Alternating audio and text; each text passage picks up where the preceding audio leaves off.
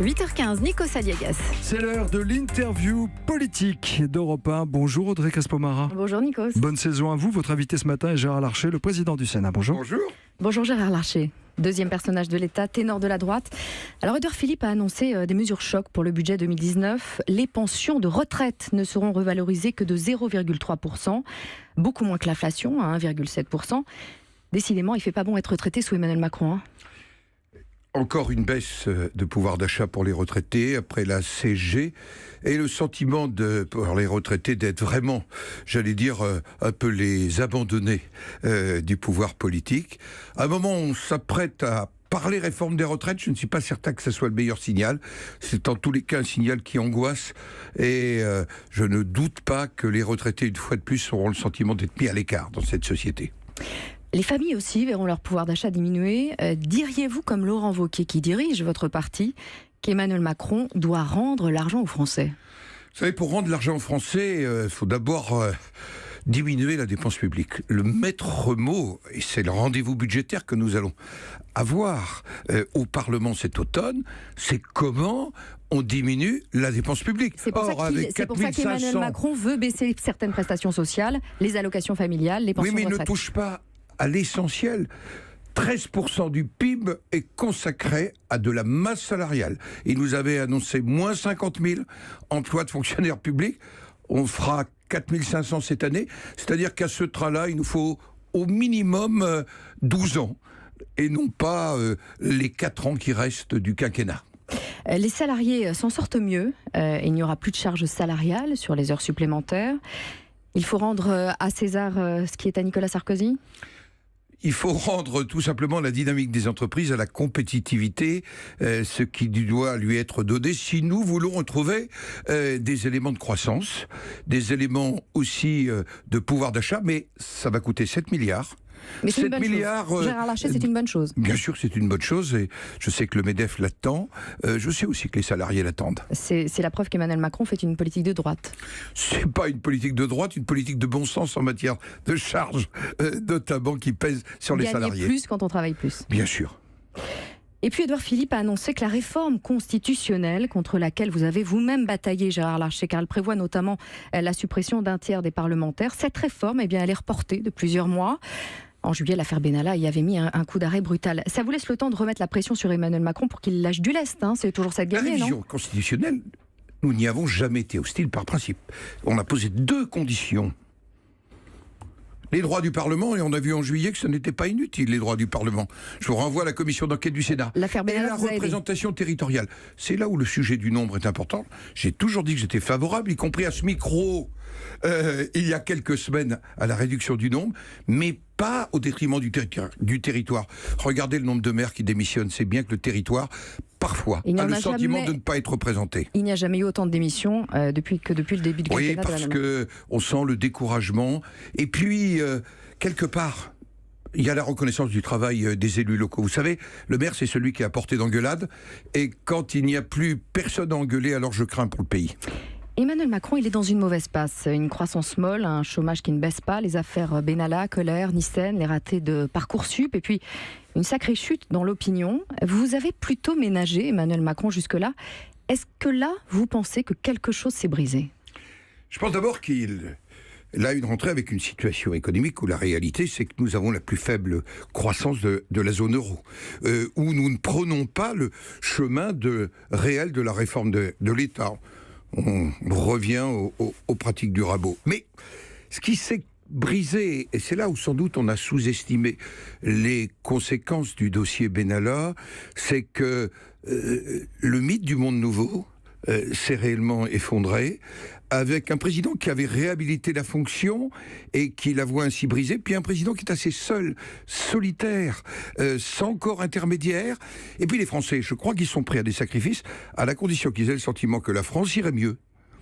Et là, ils ont le sentiment que la France ne va pas mieux et qu'en plus, l'exemple des retraités, mais d'autres exemples aussi, leur pouvoir d'achat va diminuer.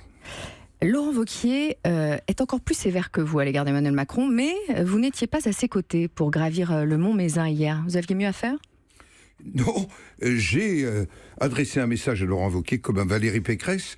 Pour fâcher personne, ni l'un ni l'autre. Non, pas du tout. Parce que se retrouver de manière dispersée, c'est pas nouveau, c'est pas normal. C'est pas normal parce que... Je précise juste à nos auditeurs que Virginie Calmels était là l'an dernier, mais Laurent Wauquiez l'a écarté. Valérie Pécresse n'était pas là non plus parce qu'elle avait choisi de faire sa rentrée de son côté 2 jours plus tôt. Bruno Retailleau, qui est le patron des sénateurs, les Républicains, fera la sienne dans quelques jours. La montagne que doit gravir Laurent Wauquiez, c'est pas plutôt celle du rassemblement à droite ? Bien sûr, et c'est ce à quoi j'appelle, j'allais dire très officiellement.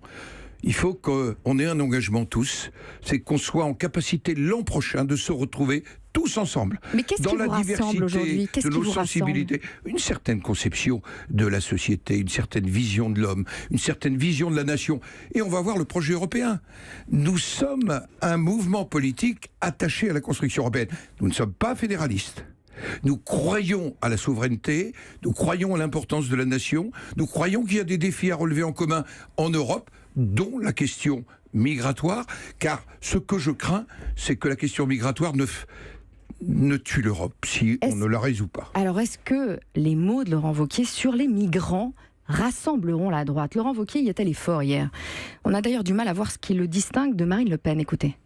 Comment ne pas voir que cette immigration de masse est aujourd'hui devenue une menace culturelle pour la civilisation européenne ? C'est votre droite, ça, Gérard Larcher ? En tous les cas, la question migratoire, c'est une menace politique. Si on ne veut pas se réveiller un matin, italien, autrichien, slovène ou hongrois, il faut que la question migratoire, ça soit une vraie stratégie de réponse de l'Union européenne. C'est ce à quoi j'appelle. Naturellement, ce sont des hommes, et souvent des hommes et des femmes en souffrance. Vous savez, moi j'ai été à Lampedusa, et quand vous revenez de Lampedusa, vous n'êtes pas tout à fait le même, y compris sur cette question, ce qui ne veut pas dire qu'il ne faut pas le traiter. Nous ne devons plus laisser ces bateaux rentrer dans les ports européens, a dit Laurent Wauquiez. Vous auriez utilisé ces mots, une menace culturelle pour la civilisation européenne ? Je pense que le sujet, c'est pas de répartir 40, 50, 100. Le sujet, c'est une vraie stratégie de l'Union européenne avec les pays qui sont émetteurs de migration, qui sont notamment, non pas les plus pauvres, mais un certain nombre de ceux qui porteraient le développement de ces pays. Voilà pourquoi Frontex... Ces mots-là, Gérard Larcher, dans la bouche de Laurent Wauquiez. C'est pas mes mots, mais ils correspondent à ce que nous entendons au sein de la population. Il y a une vraie inquiétude sur quelle identité nous aurons demain. Donc il faut coller à l'attente de la population et utiliser des mots sémantiques. Et en même temps, le rôle d'un politique, c'est pas de satisfaire uniquement les attentes de la population, ça ce serait le populisme, c'est de répondre aux inquiétudes de la population, c'est la responsabilité d'un politique. La droite veut redevenir la force d'opposition. Est-ce que critiquer Emmanuel Macron va suffire pour que les Républicains redeviennent une alternative crédible ? Non, c'est pour ça qu'il faut faire un projet. Voilà pourquoi nous aurons le projet européen sur lequel je pense que nous pourrons nous rassembler. Laurent Wauquiez et Valérie Pécresse sont aux antipodes sur l'Europe. Non. Moi aussi. Non. Reprenez le discours de Menton des uns et des autres. Je pense que nous allons pouvoir construire un projet européen qui s'inscrit dans les valeurs du Parti populaire européen, dont je rappelle qu'il est la famille politique héritier des fondateurs de l'Europe. Alain Juppé s'est dit plus proche d'Emmanuel Macron que de Laurent Wauquiez sur l'Europe. Pas vous ?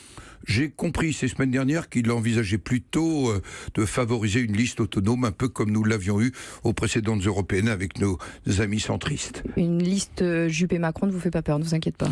Je pense qu'il n'y aura pas de liste Juppé-Macron, mais il y a la tentation d'une autre liste. Moi, j'appelle au rassemblement à l'intérieur de la famille des Républicains. Vous appelez au rassemblement, vous savez, politiquement, si on ne diminue pas la dépense publique, si on ne répond pas aux attentes des Français, et si on n'a pas un projet solide politique, alors nous aurons des difficultés. Et le rassemblement, il n'est pas encore là. Maintenant, Gérard Larcher, oubliez les micros. Imaginez qu'on n'est que tous les deux. Entre nous, il y a 1 an et demi, on voyait François Fillon à l'Élysée, et vous, l'un de ses proches, à Matignon. Mais la justice barra brutalement la route à François Fillon. On n'entend plus beaucoup parler de cette affaire. Elle est devenue beaucoup moins urgente à traiter, vous pensez ? D'abord, je n'ai jamais souhaité aller à Matignon, je fais un tout petit rappel, parce que ma fonction de président du Sénat, elle est pour moi quelque chose d'essentiel. Et on a vu que c'est un espace de liberté. En même temps, laissons la justice œuvrer. Elle s'est emparée très vite de ce dossier. Je souhaite à un moment qu'elle conclue, parce que la rapidité a eu des conséquences politiques. La lenteur pourrait imposer à terme un problème de crédibilité. En tant qu'ami de François Fillon, ça ne vous trouble pas ? Écoutez, je pense que François Fillon a besoin de sérénité, la justice a besoin de sérénité. Attendons les conclusions.